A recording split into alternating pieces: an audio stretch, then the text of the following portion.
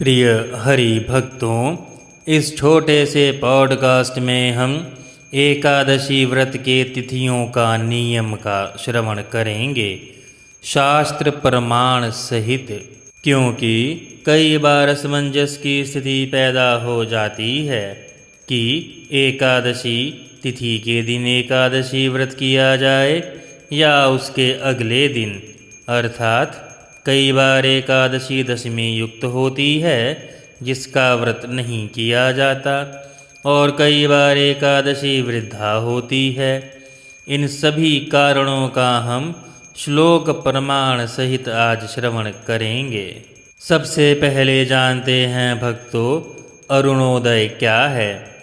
शास्त्रीय व्रत निर्णय में सूर्य उदय से पहले का विशेष काल अरुणोदय कहा जाता है, अर्थात सूर्य उदय से 4 घड़ी पहले अर्थात 96 मिनट पहले का समय अरुणोदय काल कहा जाता है। पद्म पुराण में इस संदर्भ में एक श्लोक आता है, तत्सत्रो घटिकाः प्रातः अरुणोदयोच्यते यतीनां स्नानकालोऽयं गंगाम्भः सदृशः समृतः। भावार्थ, प्रातःकाल की 4 घटियों को अरुणोदय काल कहा गया है, अर्थात 4 घड़ियों को।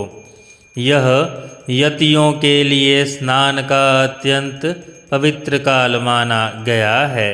यति भक्तों, जिसे हम आज के समय पे हिमालय में रहने वाले बिगफुट के नाम से भी जानते हैं, पद्म पुराण में इसी प्रसंग में अरुणोदय और दशमी वृद्धा एकादशी का नियम आगे श्रवण करते हैं, क्योंकि यह सबसे महत्वपूर्ण श्लोक है जिसकी हम बात कर रहे हैं।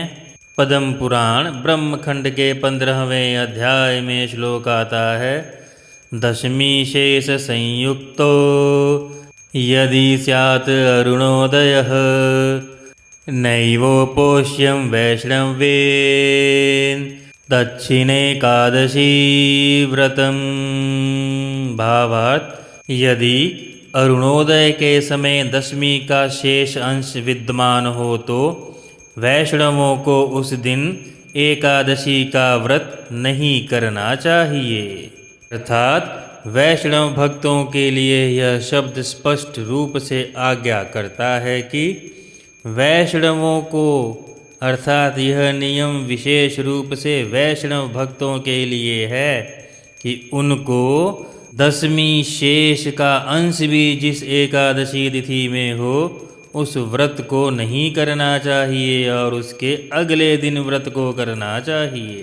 अगला श्लोक है, दशमी वृद्धा एकादशी का त्याग। अरुणोदय काले तु दशमी यति दृश्यते न तत्रैकाशी कार्या धर्म कामनार्थ नाशनी। अर्थात धर्म, काम और अर्थ का नाश करने वाला व्रत हो जाता है यदि दशमी युक्त एकादशी व्रत को किया जाए।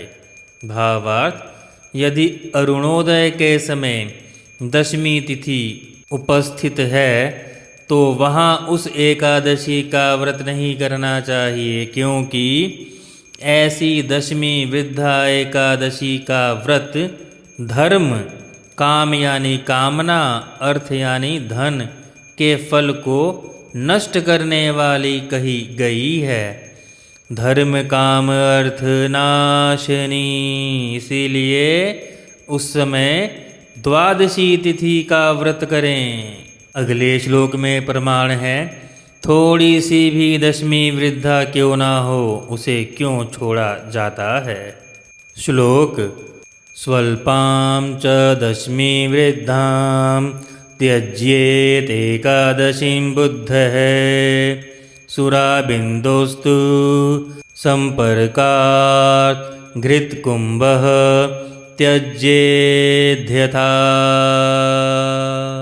भावार्थ, बुद्धिमान व्यक्ति थोड़ी सी दशमी वृद्धा एकादशी को भी त्याग दे, अर्थात जैसे यह शुद्ध घी से भरे हुए पात्र में शराब की एक भी बूंद पड़ जाए तो उस घी के पात्र को त्याग दिया जाता है, उसी प्रकार दशमी के अल्प अर्थात थोड़े से भी संसर्ग से युक्त एकादशी को भी वैष्णव भक्त को त्याग देना चाहिए।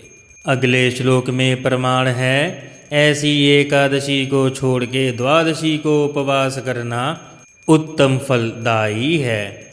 श्लोक प्रमाण।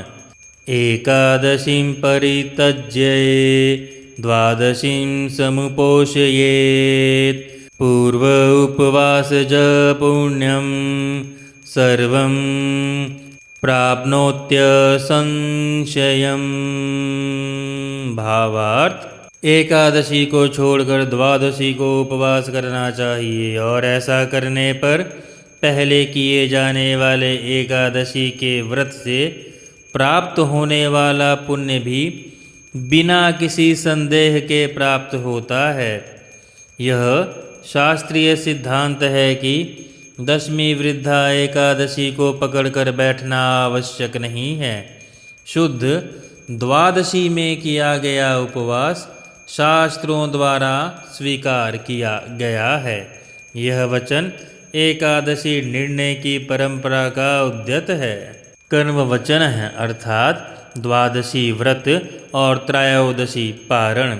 अब कण्व वचन और भी स्पष्ट रूप से कहता है, अरुणोदय वेलायां दशमी संयुक्ता यदि तत्रोपोष्या द्वादशी स्यात् त्रयोदश्यां तु पारणम्। भावार्थ, यदि अरुणोदय के समय दशमी और एकादशी का ऐसा संसर्ग हो कि एकादशी द्विधा हो जाए, उस दिन एकादशी व्रत को छोड़कर द्वादशी को व्रत का उपवास करना चाहिए और त्रयोदशी में पारण करना चाहिए। ये ही नियम है। अगला श्लोक भविष्य पुराण से आएगा।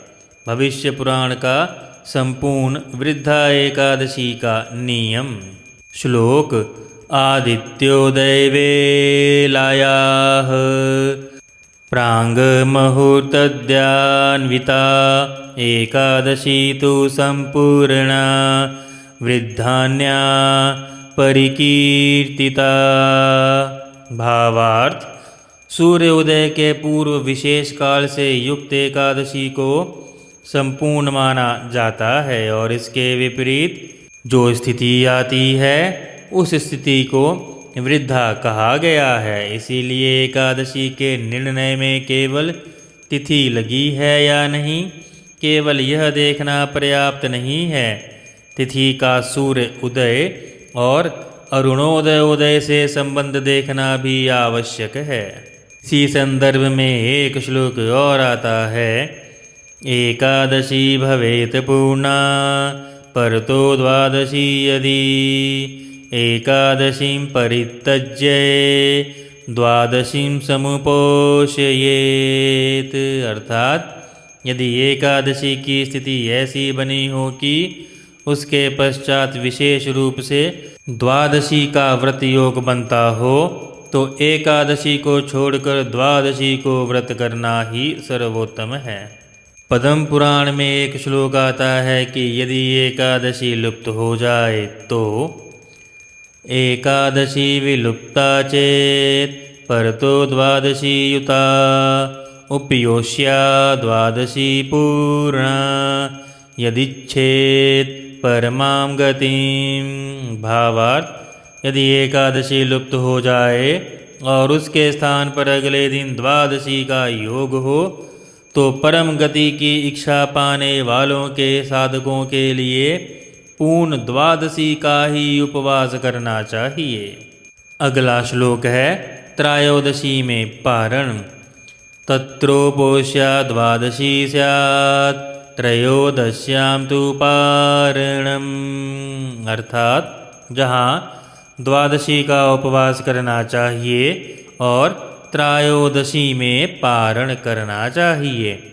यह बात अत्यंत महत्वपूर्ण है क्योंकि इससे स्पष्ट होता है कि यह केवल एक दिन आगे खिसका हुआ व्रत नहीं है, ये शास्त्रों में वर्णित विशेष व्रत का निर्णय है। महाद्वादशी को भक्तों ध्यान से समझे। हर द्वादशी को महाद्वादशी नहीं कहा जाता। महाद्वादशी के भी विशिष्ट योग होते हैं। इसका श्रवण हम अगले पॉडकास्ट में अवश्य करेंगे। श्री कुंज बिहारी श्री हरिदास। प्रिय भक्तों, आप सभी से प्रार्थना है कि हमारे इस चैनल को सब्सक्राइब करके और लाइक करके शेयर करके सनातन धर्म के ज्ञान प्रसार के लिए हम जो यथा प्रयास कर रहे हैं, आप सब इसे सफल बनाने में हमें अपना सहयोग प्रदान करें। श्री कुंज बिहारी श्री हरिदास। राधे राधे।